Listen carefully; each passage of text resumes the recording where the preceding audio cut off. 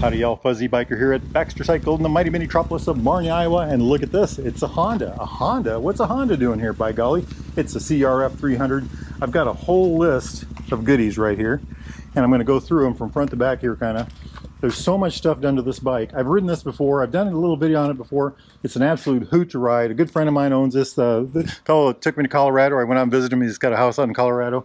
This is his rough stuff bike. This has been on the top of Mosquito Pass, and that's one of the highest. You got to Google it, Mosquito Pass, Colorado.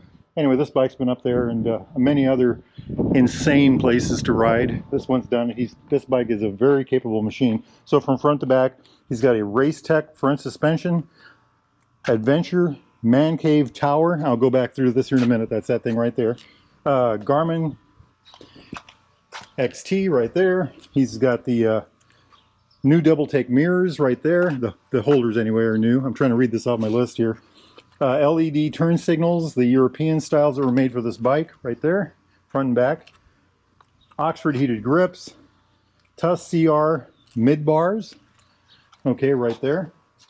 Skid plate on the bottom, on a Chirby 3.7 liter tank, a seat concept seat, YSS rear shock, 550 performance ECU 91 octane tune, a 550 airbox with twin air foam, pivot pegs right there, Yoshimura exhaust system, smog delete, rear disc guard right back down there, tubeless tire system, Tusk rack system on the rear, rear tail tidy of course right there, and a DID chain among other things. Okay, let's put that list away and look at this thing.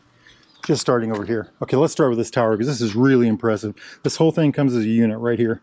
You need to do any work on it, you unbolt this right here, the whole thing lays forward. You can access all the stuff behind it. It's a, you know, take the old one off and just put the new one on, plug and play kind of a thing. Check out that lighting system on the front. A little guard right there. Adventure Man Cave right there. Same thing right there. Really neat thing. It holds his Garmin XT right there. He's got these double take mirror things right here. Whoa, we didn't even mention these. The Chirby handguards, the Chirby tank. He's got this nifty upshift graphics kit all over the bike. Just absolutely beautiful. He calls the bike Sam Weiss, by the way. There's a reason for that if you know the story. All kinds of good stuff. Armor on the pipe right here. Engine guards. He's got a little brake snake right there. The pivot pegs we talked about. Little shield right there. Look at this thing. Just every little thing is just, you know, wow. You know, wowed up. Check it out. 2 valves. That's for the airless tire system. There's a story to that, and I'm not qualified to tell you about it because I just don't know enough about it. Got this nifty little bag on the back. Giant loop, not legal in California. DID chain. Another piece of armor down here. Tusk levers here. A little foot on there. What's that say? I can't read it. It's upside down. Just all kinds of goodies. A little tie-down place right here. Seat cover, bad. You know, read that yourself, y'all, right there. 3.7 gallon tank for extra range. The grips thing right there, heated grips from Oxford. This is his Colorado bike. I know we're in Iowa right now, but this thing, like I said, he's a very skilled rider. I rode with him a couple weeks ago when we were in Colorado. Top-notch rider. He can really get the most performance out of this thing. Look at the front suspension on that thing. It just goes for miles, you know. Foot of suspension on the front. I don't know if that's accurate, but a whole mess of suspension. Disc brake on the front, of course, and the rear. The Chirby guard on the front right there. Crash guard. It's a loaded machine. It's a loaded machine. And you know what? I'm going to gear up. We're going to take it for a quick ride. Wahoo! All right, y'all. Let me see if I can even get a leg over this thing. That seat looks like it's 3 feet tall, 36 inches. It's way up there. I can definitely not flat-foot it. Power on. 5, 4, 3, 2, 1. Ooh, it's got a good sound. It's got a good sound. Figure out where our levers are. Up here on the dash, we've got speed, gear shifter. Over here is a fuel gauge, time. Tachometer comes up and around. There you can see it. Up here is the XT Garmin. I should get myself one of those. I got one of my Himalayan and I love it, the old style.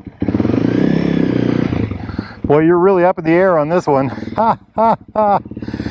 I don't know if you guys are noticing, but there's some magic bikes in the background here today.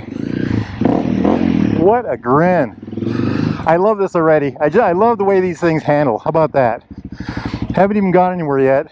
And I know somebody out there is going to say, well, how can you tell? You just been in the parking lot. Well, I can tell. It's magic. Plus, I've ridden it before. Look at this thing. What a hoot. What an absolute hoot. It's like sitting on a ladder. You know, it's on stilts for sure. Do the other way right quick. Beautiful, beautiful. Handling, oh, it's a gift. It's a gift from the motorcycle gods. For sure, for sure.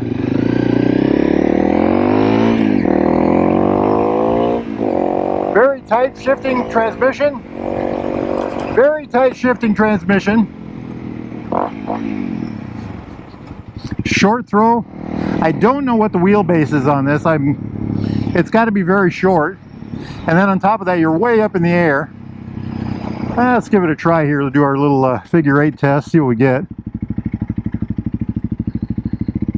Lots of gravel on the road right there. Incredibly controllable, incredibly controllable. Until I go wide right there, right? You are way up in the air on this one. It's not a powerhouse, but it's got plenty of power. It's got loads of what it needs in the right spot. How's that sound? I like it. I like it a lot. Very good machine. Very good machine. Up there is Bigfoot Hill. I don't know if you guys can see the Bigfoots up there. Just over that house. We're going to turn around here and head back. Look at how that turns. Look at that. Just absolute dream. Incredibly, handling is superb on this thing. I guess we're going this way after all. Wow, what a machine. Welcome to South Marnie. It has a different kind of power. How's that sound? It's made for, you know, crushing the rocks and doing the gravel, and that's what he uses it for the most part. When I went out to Colorado to visit him, we did our 650s. He also has a 650. He's got a shotgun, beautiful machine. And we stayed on the pavement. We did all kinds of work like that. Now, when I go out there again, I might take my Himalayan. We might try to do some good off-roading. Of course, this machine would outclass the Himalayan for sure. It's got disc front and back, but I don't know the size. They do feel good. It's a very light motorcycle too. I can't remember what these things weigh. I think a little over 300 pounds. This one has a bigger gas tank, so it might be a little heavier than a stock model. But then again, it has the aftermarket exhaust and things like that, so it's probably less. Another thing. Hey, who do we got here? That is a beautiful Interceptor. That's our friend Justin. He owns that bike. He's been doing all kinds of work to it. It's a real hoot of a machine. Let's do our hill spin test. By gosh, let's see how this bike does there. Way up in the air on this one. I mean to tell you, we are up in the sky. This thing's a tall bike. Next time you're in the mighty metropolis of Marnie, Iowa, make sure you come down here to the Derailed Grill right there. Order yourself a Wahoo burger.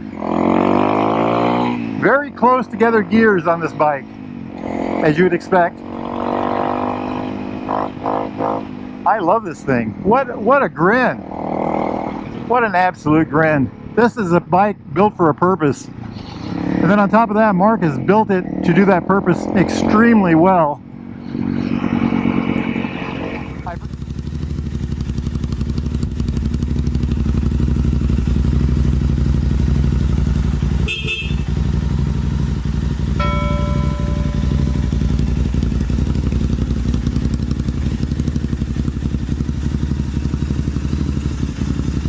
Yippee-yi-yay! Yippee-yi-yo! Down the road we go. Beautiful, beautiful machine.